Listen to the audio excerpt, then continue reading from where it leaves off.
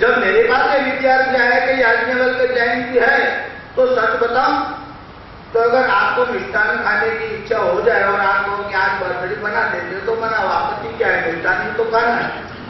अब मुझे तो यही लोग था कि याज्ञवल्क्य के गुणानुवाद गाना है, भले ही 3 बार मनाते हो, 4 बार मनाते हो, वर्ष में मनाते रहो, याज्ञवल्क्य की जयंती मनाओ। शनैश्चर जयंती होती है तो लाखों की भीड़ इकट्ठी हो जाती है, और याज्ञवल्क्य जयंती का पता ही नहीं, जिसने बताया कि शनि की पूजा कैसे करनी चाहिए।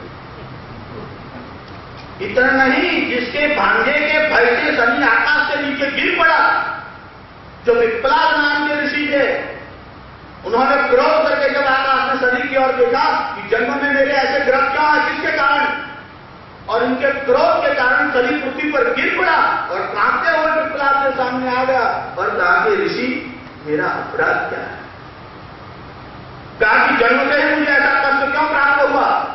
शनि ने कहा महाराज मैं क्या करूं, मेरी दृष्टि ही क्रूर है। तो कहा कि अपनी दृष्टि को ठीक कर लो और आज के बाद 16 वर्ष की अवस्था के किसी भी बालक को कष्ट नहीं देना।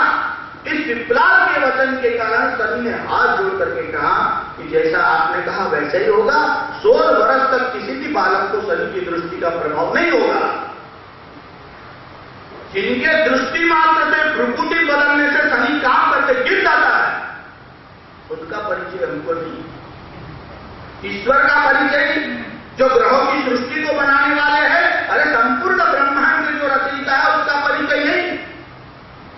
शनि की पूजा करिए, ये आपको याज्ञवल्क्य ने सिखाया है।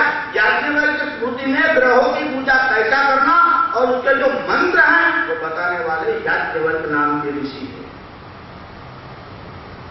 सुनंदा का देवराज के साथ विवाह हुआ और पुत्र संतान नहीं था, संतान ही नहीं था। याज्ञवल्क्य तो ऋषि है, और याज्ञवल्क्य का परिचय हम आपको क्या बता रहे हैं।